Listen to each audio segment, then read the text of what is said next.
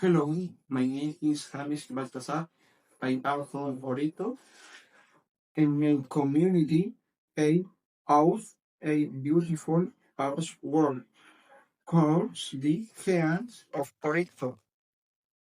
It is a sculpture made by a community project.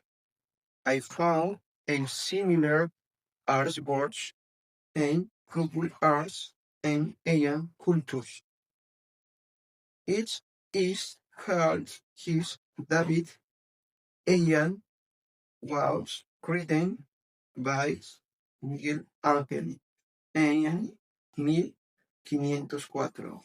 Both artworks are similar because they show expressive cats use white color sizing exerting three mirror and the same type of art which is sculpture express freedom and unity.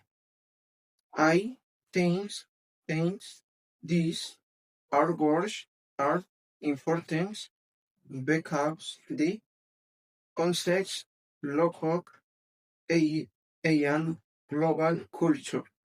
Thank you.